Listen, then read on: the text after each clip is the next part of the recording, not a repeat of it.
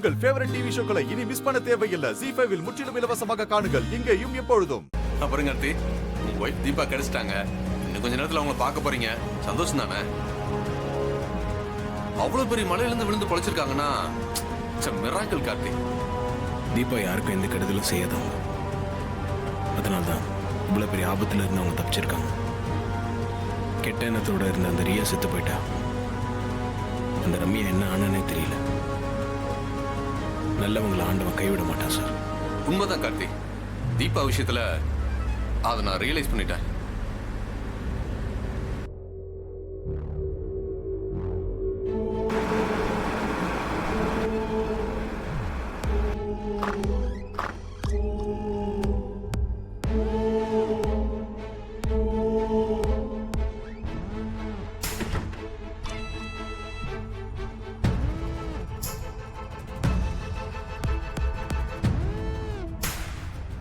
இவ தீபா தானே, என் ஃப்ரெண்ட் ஐஸ்வர்யாவோட ஓரகத்தி.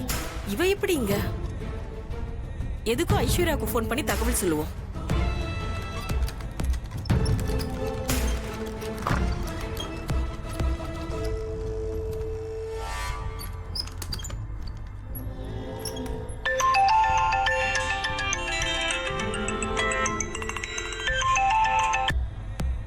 சொல்லு ரேவதி, எப்படி இருக்க? ஏன் அது இருக்கட்டும், உன் ஓரகத்தி தீபாவுக்கு உடம்பு சரியில்லையா? ஏன் அப்படி கேக்குற? இல்லடி, இங்க GHICUல தீபா மயக்கமா இருக்கா, அதனாலதான் கேட்டேன். என்னடி சொல்ற? தீபா ஐசியூல இருக்காளா? நல்ல பாத்தியா? அது அவதானா? ஏய், அவளை எனக்கு அடையாளம் தெரியாதா? ஐசியூல இருக்கிறது தீபா தான். என் ரிலேஷன் ஒருத்தருக்கு உடம்பு சரியில்லை, அவரை பார்க்க வந்தப்பதான் இவளை பார்த்தேன்.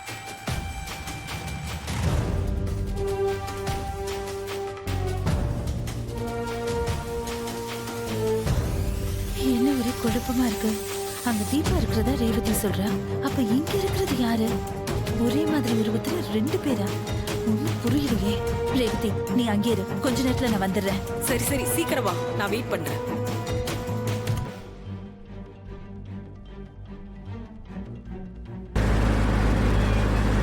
டேய், வேகமா போ போ போ.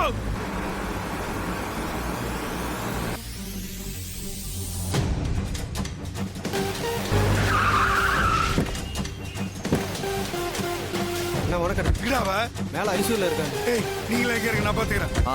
சரிங்க.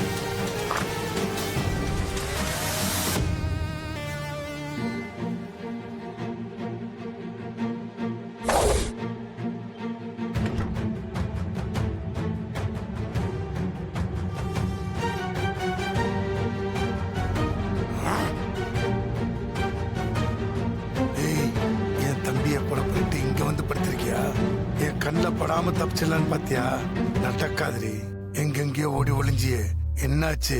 என்கிட்ட மாட்டிக்கிட்ட பாத்தியா? இந்த துங்கா கிட்ட இருந்து உன்னால தப்பிக்கவே முடியாதுடி. உன்னை தூக்கிட்டு போய் காலி பண்றேன்.